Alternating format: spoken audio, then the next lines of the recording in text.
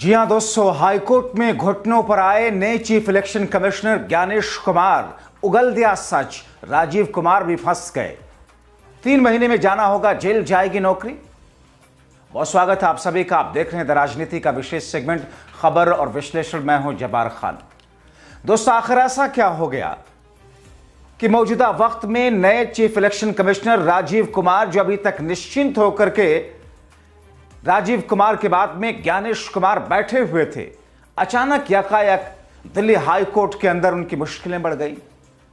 आखिर राजीव कुमार ने जो राता फैलाया था, जिस तरीके से उन्होंने ताना बाना बुना था, क्या उसका खामियाजा अब ज्ञानेश कुमार को, नए चीफ इलेक्शन कमिश्नर को भुगतना पड़ेगा? आखिर हाई कोर्ट के अंदर नए chief election commissioner Gyanesh Kumar घुटनों पर आते हुए क्यों दिखे? हाईकोर्ट के सामने गिड़गिड़ाते हुए क्यों दिखे? क्या अब अदालत चीफ इलेक्शन कमिश्नर और चुनाव आयोग को लेकर के एक नई दशा और दिशा की तरफ बढ़ता हुआ दिख रहा है? क्या वाकई दोनों ही, नए और पुराने दोनों ही चीफ इलेक्शन कमिश्नर की मुश्किलें अगले 3 महीने के बाद में इतनी बढ़ेंगी कि कार्रवाई तक हो सकती है, जेल तक हो सकती है? क्योंकि दोस्तों, ऐसे ही संगीन अपराध की बात की जा रही है और जिसके नतीजे की शक्ल में जेल भी होती है। आपको विस्तार से बताते हैं दोस्तों। दरअसल ईवीएम हो, चुनाव आयोग हो, मुख्य चुनाव आयुक्त हो, इनसे जुड़ी हुई जब खबरें, मतदाता की सूची हो, आमतौर पर जब खबरें डाली जाती है तो ऐसा लगता है जैसे उसे रुकवाने की कोशिश कोई कर रहा हो। ऐसा लगता है जैसे किसी को नुकसान हो रहा हो। ऐसा लगता है कि जैसे कोई समूह, कुछ लोग हैं जो चाहते हैं कि इस पर चर्चाएं ही ना हो। मगर आज एक बार फिर से मैं इस मुद्दे पर आपके सामने हाजिर हूं।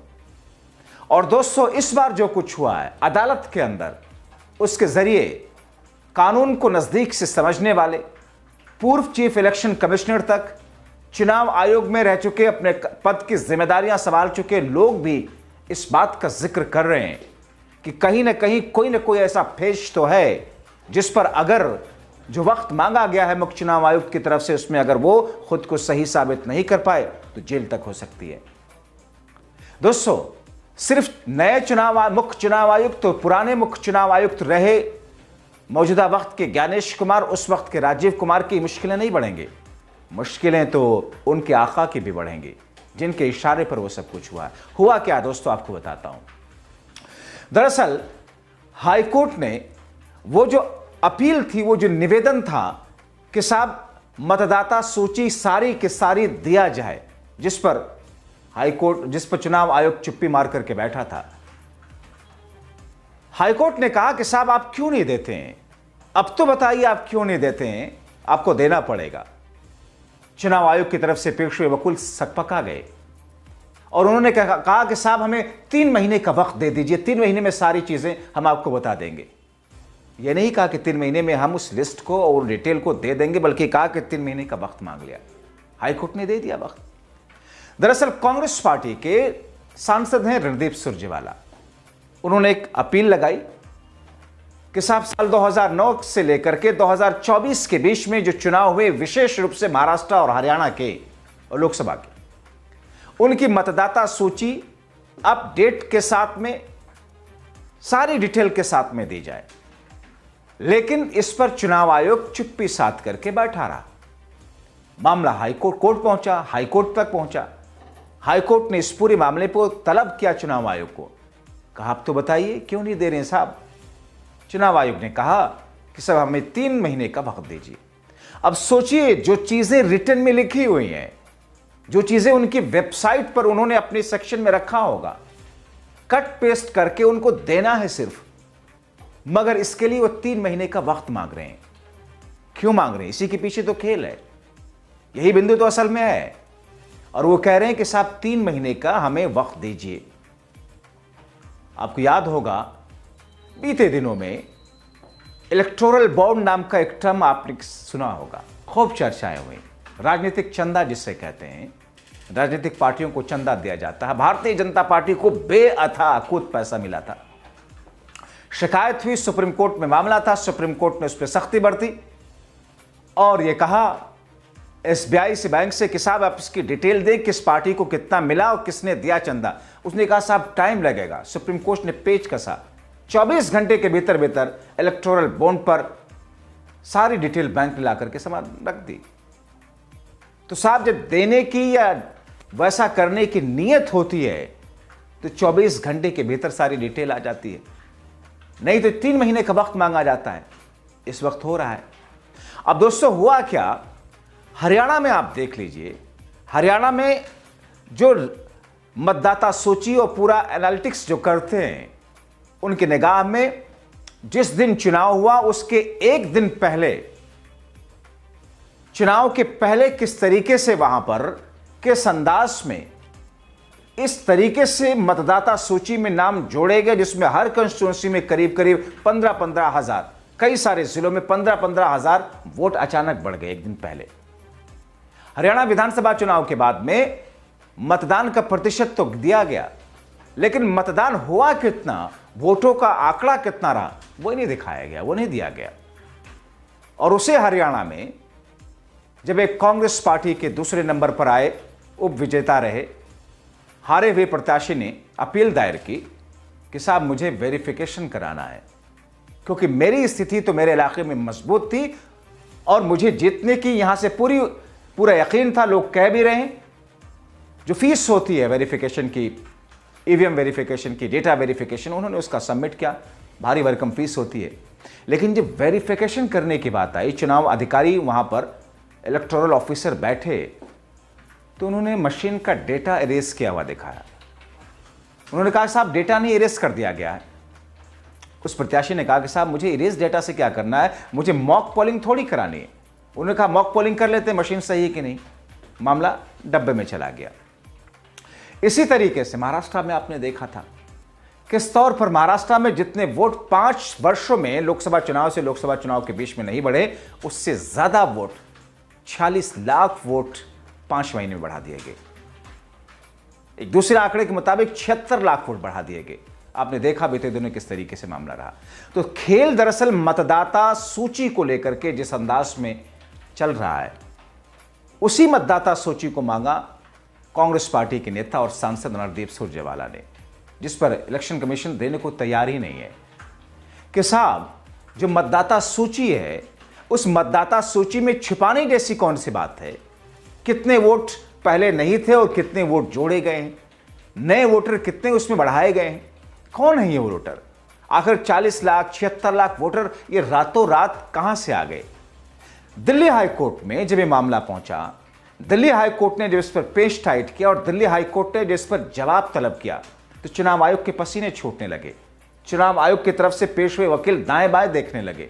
उन्होंने कहा कि साहब 3 महीने का वक्त दे दीजिए। 3 महीने का वक्त मांग लिया उन्होंने।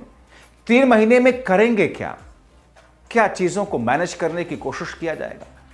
आखिर जो मतदान प्रतिशत अचानक बढ़ाने की बात कही गई, जिस दिन मतदान हुआ उसके बाद में अगले 1 दिन के बाद 2 दिन के बाद उस मतदान प्रतिशत को बढ़ा करके क्या बीजेपी को जीत दिलाई गई है, जो आरोप लग रहा है।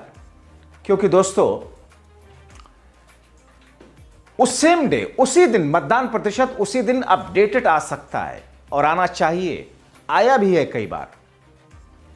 जितना मतदान हुआ 6 बजे तक 5 बजे तक, उतना मतदान उसका एग्जैक्ट फिगर उसी दिन अपडेट किया जाना चाहिए और ऐसा मैकेनिज्म है चुनाव आयोग का, लेकिन नहीं करता है। चुनाव आयोग कई बार 2 दिन बाद 3 दिन बाद अपने हिसाब से मैनेज करके मतदान प्रतिशत बढ़ाता है।